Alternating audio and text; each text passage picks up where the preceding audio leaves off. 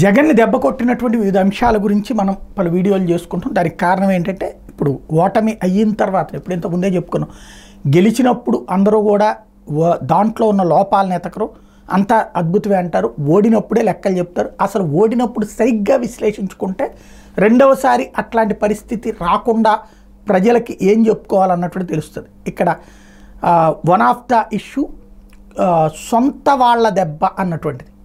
కార్యకర్తల్లో తీవ్ర అసంతృప్తి.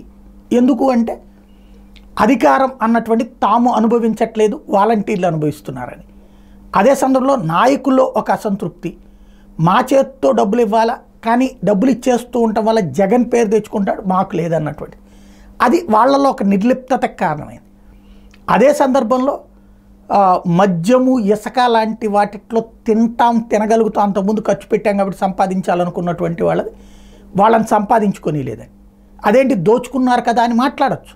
బట్ గ్రౌండ్ లెవెల్లో గోల అదే అక్కడ, అది మరొక కారణం అయ్యింది.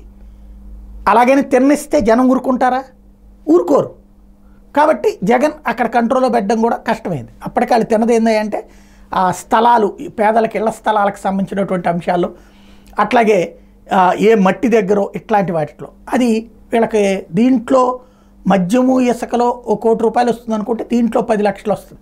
ఈ 10 లక్షలకి బ్యాడ్ పాపులర్ అయ్యారు, ₹1 కోటి రాలేదని వాళ్ళు ఏడ్చారు. అది అక్కడ జరిగినటువంటిది మరొక అంశం. ఇవి కాకుండా కుటుంబంలో వచ్చినటువంటి స్పర్ధలు కూడా ప్రజలలోనూ ఈవెన్ టోటల్గా అదే పార్టీకి సంబంధించినటువంటి వాళ్ళు కూడా పెద్ద ఎత్తు నెగిటివ్ వచ్చింది. అంటే కుటుంబ స్పర్ధల్ని కూడా వాళ్ళు నెగిటివ్గానే చూశారు, జగన్మోహన్ రెడ్డి వ్యవహరించిన తీరుని వ్యతిరేకంగానే చూశారు. అది కూడా మైనస్ అయింది. ఓవరాల్గా చూస్తే అయిన వాళ్ళు వదిలేశారు, కాని వాళ్ళు కాదు పొమ్మన్నారు.